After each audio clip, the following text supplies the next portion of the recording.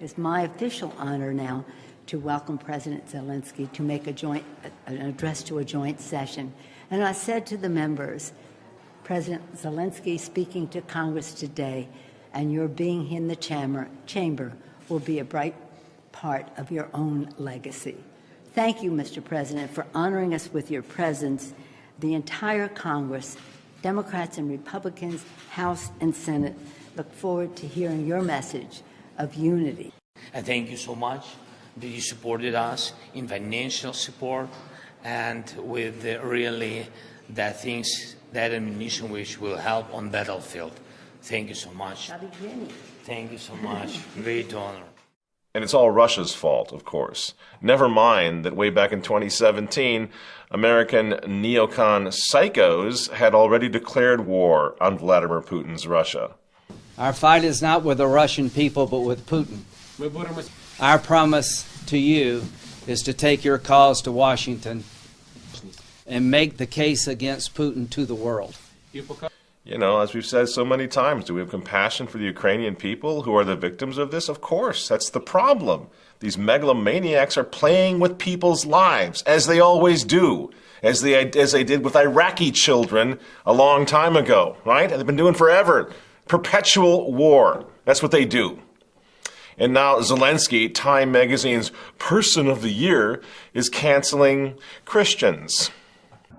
A free country does not ban a major religion just because it's not fully on board with the political program of the people running the country.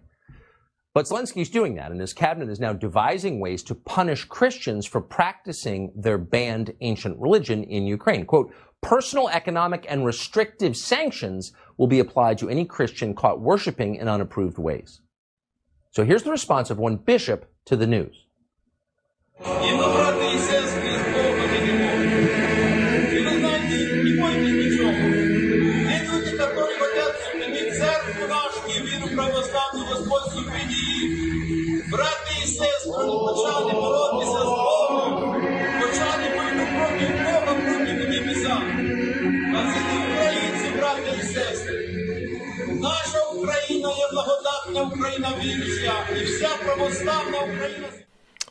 And yet, who's right there with these ungodly warriors? Mr. President, I can conclude this session by thanking you by saying we are all united with you. Thank you. Well, reimagine that. The guy who wants to reset the world in the image and likeness of Antichrist, whose agenda, by the way, is pretty much putting the fear of the Lord back in a lot of people, including Vladimir Putin. Агрессивное вымарывание целых страниц собственной истории, обратная дискриминация большинства в интересах меньшинств или требование отказаться от привычного понимания таких базовых вещей, как мама, папа, семья или даже различия полов, это, по их мнению, и есть вехи движения к общественному. Stop the tape. I know what people are going to say. They're going to say, it's just politics. Matt, you're falling for it again. Don't let him fool you. He's KGB. Remember all that? But like we said last time, friends, you got to look at what we all have learned over the past 2 years. So many people have woken up. And the reality is nobody wants the lunatical agenda of the Great Reset gang. Nobody wants it. Nobody wants what they're selling. So yeah, Putin may be a dictator, but he's not a stark raving madman. He's not a lunatic like our guy Biden is. He actually is just as freaked out about this agenda as we are. Говорю уже о просто чудовищных вещах, когда детям сегодня с малолетства внушают, что мальчик легко может стать девочкой, и наоборот. Фактически навязывают им якобы имеющийся у каждого выбор. Навязывают, отстраняют этого родителей, заставляя ребенка принимать решения, способные сломать ему. So let's just review. We're going to get to a little sort of strategic session here in a minute.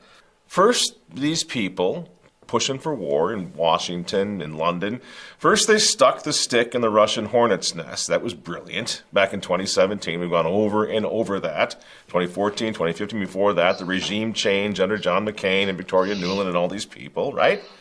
And then once Putin had enough and a war started up, then they refused to negotiate.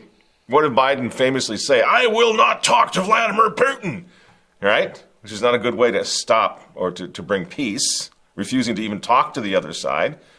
And then they started pumping billions of dollars, high-tech weaponry, which the Ukrainian soldiers don't even know how to use, which is why so many of them are dying right now. But nevertheless, we started pumping all the money and the weapons in the world in order to promote Ukraine's war effort against Russia. And why is that happening? As we explained down here 9 months ago, they weren't shy about admitting why this is happening. Here's what they were saying. Because Russia is actually a gas station with nukes. The whole Putin regime is built on oil and gas. That's it. So the West needs to unite and act fast and pour money and resources and scientific knowledge to create an energy revolution, to stop depending on oil and gas, and then the Putin regime is finished. And what was Putin's response to that? Go ahead. Make my day. Right? If Team Biden doesn't stop this insanity, friends, Putin's going to be left with no alternative but to wipe Ukraine off the map, something that Douglas McGregor has been saying for months and months and months. He could wipe it off the map whenever he wants. And we're the ones who are refusing to negotiate. We, I mean the U.S., I mean London, I mean Biden. We're the ones who don't give a damn about the Ukrainian people.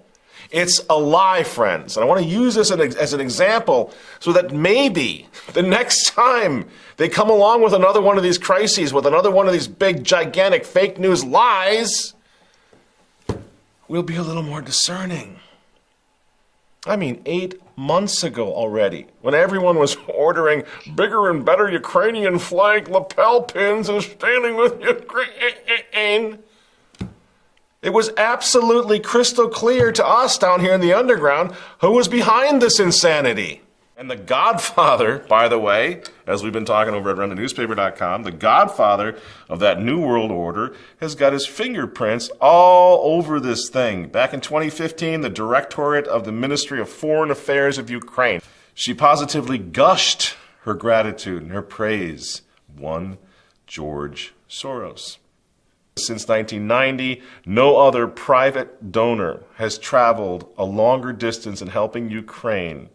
In total, she writes, George Soros has provided over $181 million in support of almost, get this, almost 17,000 civil society initiatives in Ukraine that were implemented by, get this too, thousands of activists throughout the country. I don't know, I just get tired of it. I mean, it's not... If you have a Christocentric view of the world right now, friends, you're going to be right. You're going to be batting 1,000 all along. This just keeps happening.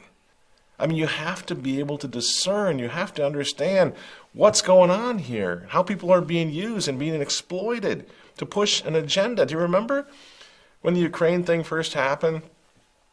It turned out there were biolabs all over Ukraine. Do you remember that? Do you remember this? There are dozens of Tony Fauci-style biolabs financed by the United States all over the Ukraine right now. Is this true? Putin says it is true. Now that turned out to be true. Do you remember? Does that change if you're still standing with Ukraine? Does that change your opinion now, 9 months later? You like Dr. Malone, right? Everybody likes Dr. Malone, the guy who was a big whistleblower against the problems, the troubles, right, involving Pfizer and company. Well, he was there. He was on deck. He had understood that when these people's lips are moving, they're lying. So he tried to do something to break the propaganda grip on people about this. Do you remember? He says, quote, the weapons of war have evolved. What would the USA do if Russia was transforming Mexico into a client state and had placed bio-warfare research laboratories along our southern border? Would we invade? Says Dr. Malone, I strongly suspect that we would. And what did our folks say? Stand with Ukraine, man! You racist! You hater! You extremist! Do you ever get tired? Do you get tired of it? That every time someone attempts to stand up and speak the truth, the first thing that comes to your lips is racist, hater, little buzzwords that were fed to you by the TV set. Do you get tired of it? I'm not talking to you. I'm talking to people who support this nonsense. Do you ever get tired of not having an original thought in your head that wasn't programmed by people who hate you? And Dr. Malone's another one who found out the hard way that in this media-driven war, the facts of the matter, the facts about who was really behind this, what was really going on, just didn't matter.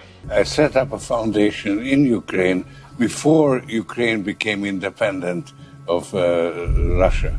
And the foundation has been functioning ever since. And it played an important part in events now. You think that would have ended it? And there's so much more evidence. We presented a lot of it 9 months ago that Soros was behind this thing. And I'm not a Soros is behind every tornado that comes in kind of guy, but that he's behind a lot of this stuff is simply not, and it's not the stuff of conspiracy theory any longer. He was behind what was going on in Ukraine. He was back there years and years ago. He admitted it.